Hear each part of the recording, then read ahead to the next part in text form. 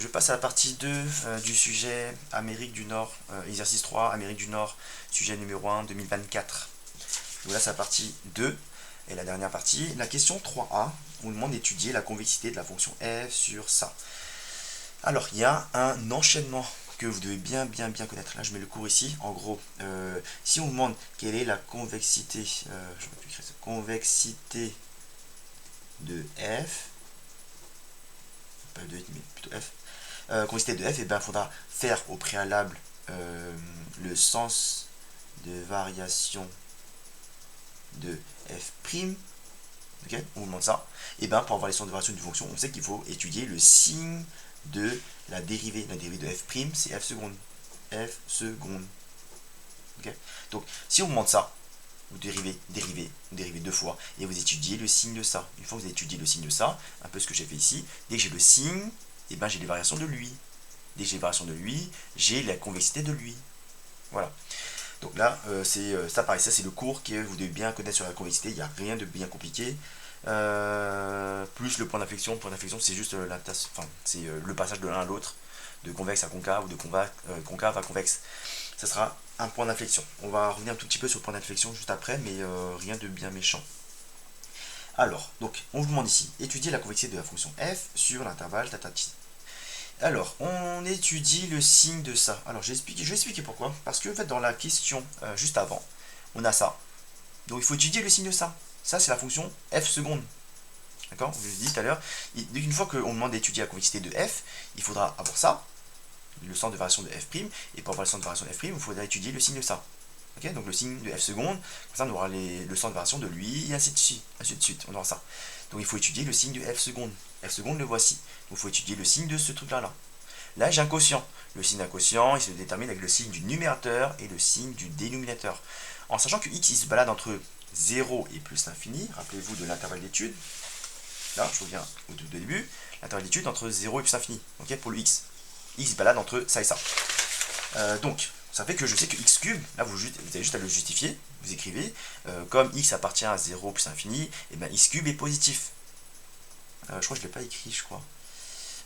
Si, je crois, j'ai écrit là.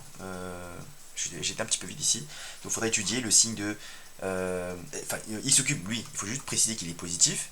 Là, pareil, j'ai écrit que x plus 1, lui, il est positif strictement, parce que x il est positif strictement, il se balade entre 0 et plus infini, 0 exclut plus 1 forcément est positif, c'est sûr.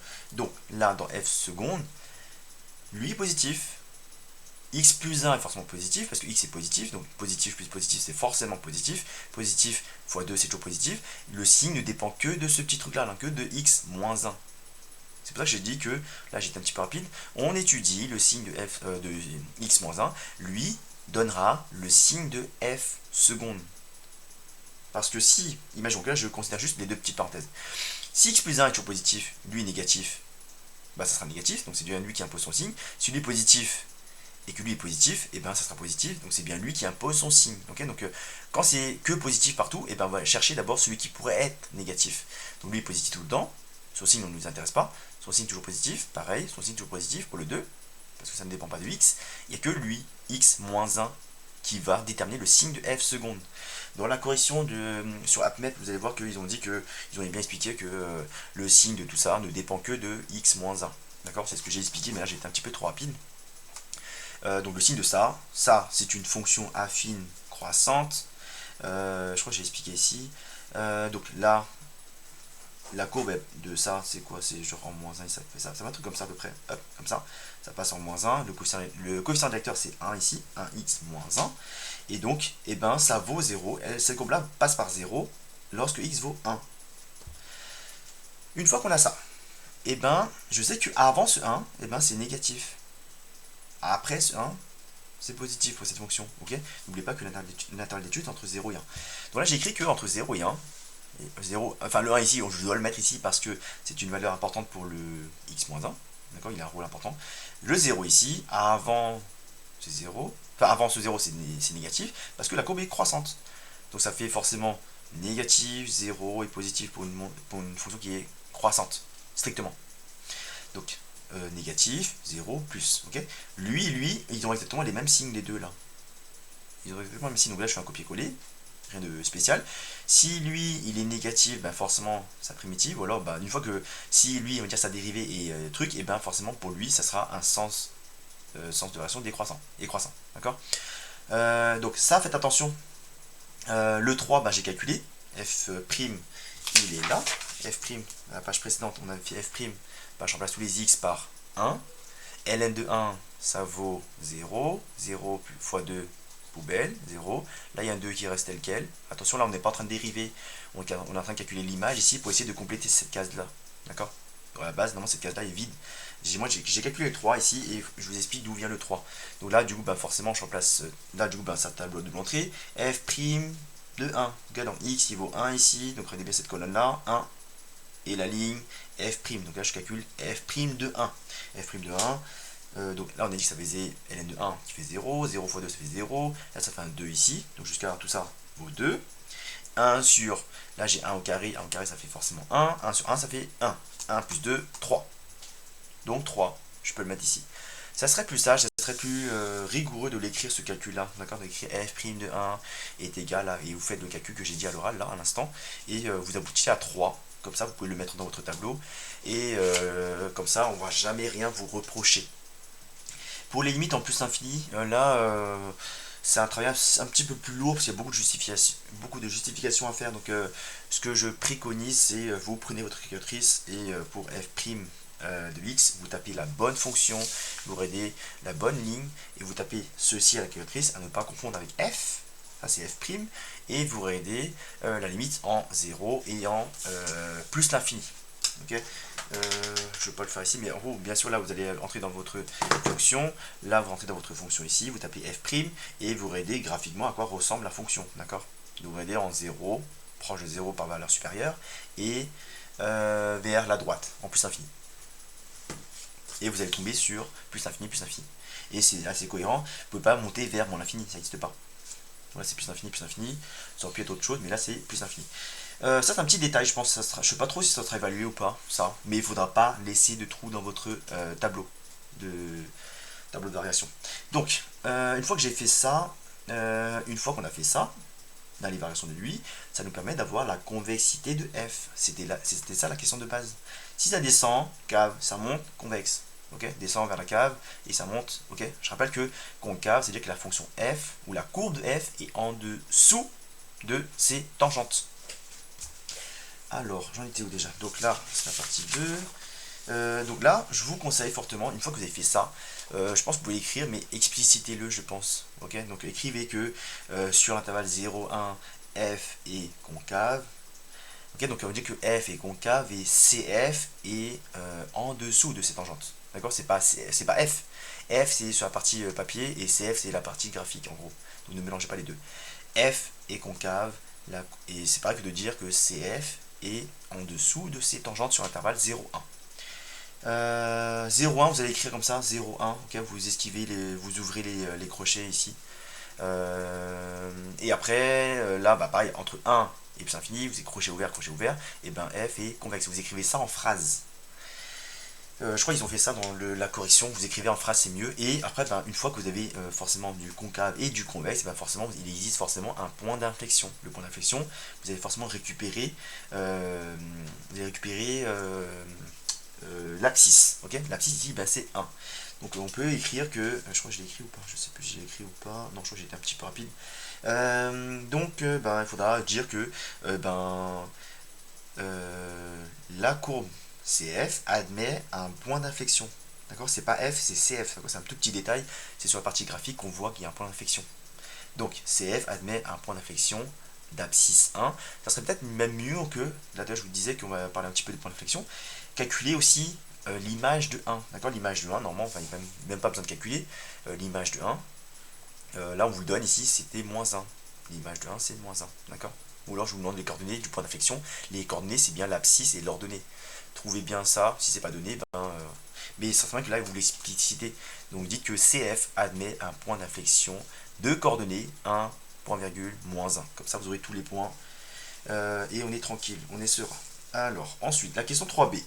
Étudier les variations de la fonction f'. Après, il y a la suite. On va d'abord faire ça. parce qu'il y a puis, on va faire d'abord celui-là. Étudier les variations de la fonction f'. Donc f', et ben, on essaie de, les variations, en fait, on les a déjà. Je crois pas. Ouais.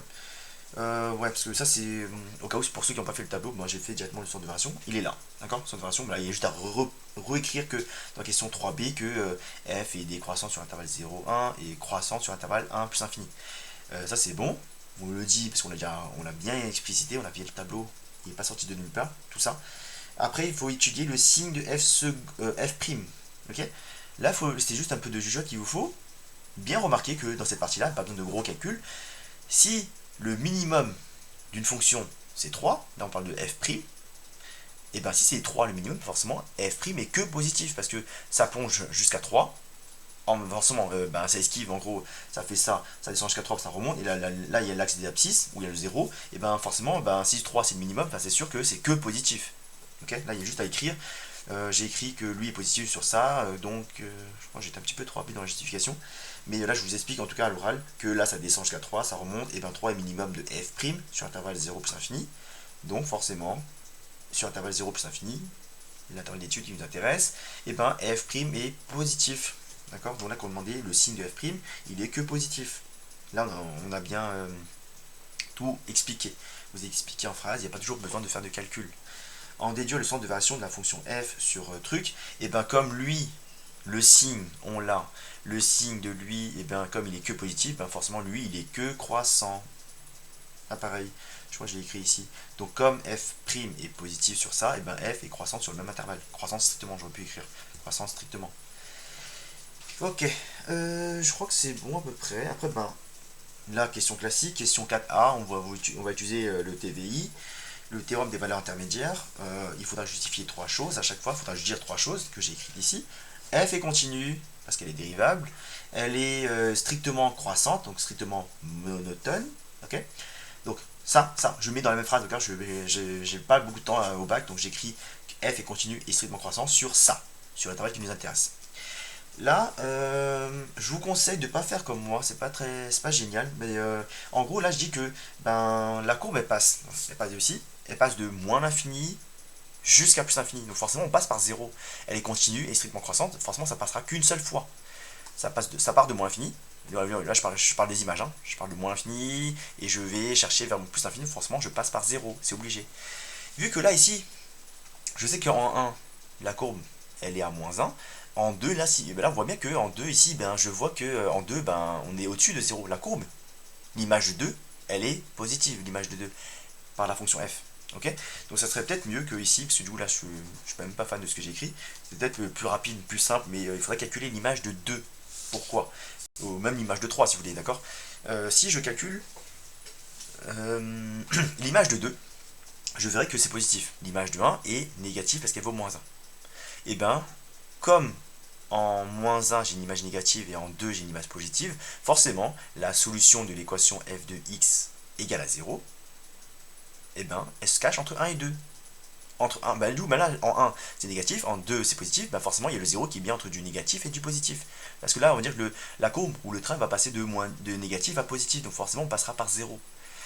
Si, imaginons que là je calcule l'image de 0,3 et qui est négative. Il y a l'image de 1 qui est négative. Forcément, comme c'est négatif, et c'est strictement croissant et continu, et ça passera pas par 0.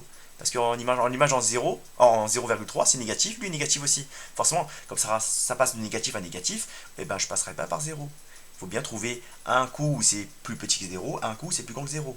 D'accord? Quand c'est croissant. Donc c'est pour ça que je dis que là on peut très bien prendre le 2 ou le 3, ou même le 7 si vous voulez, d'accord?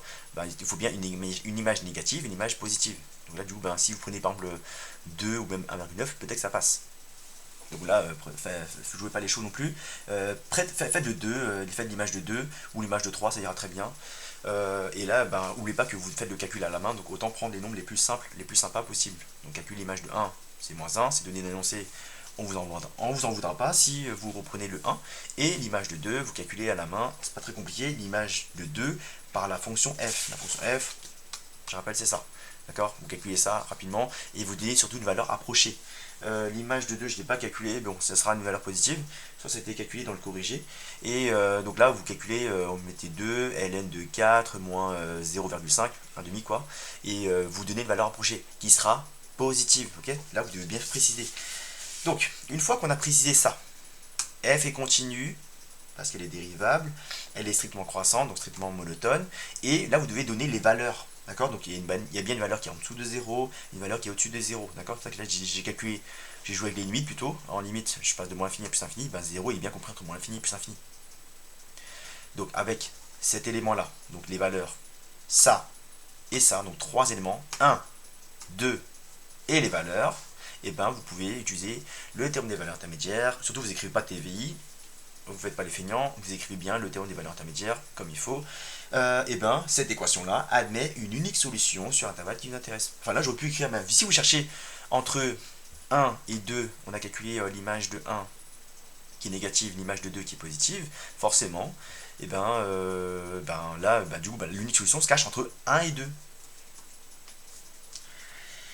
Une fois qu'on a fait ça, donner une valeur arrondie, là il faudra juste prendre la calculatrice, je vais vous le montrer, calculatrice pour les TI, pardon, pour ceux qui ont une Casio, désolé, mais c'est à peu près les mêmes menus, il faut rentrer d'abord la fonction, je vais le faire pour vous. Alors, vous rentrez votre fonction ici, là j'ai rentré, je crois, je vais revérifier, alors c'est bien x ln x au carré c'est pareil que xx, moins 1 sur x, ok c'est bon, là j'ai rentré ma fonction, et je vais aller dans table 7.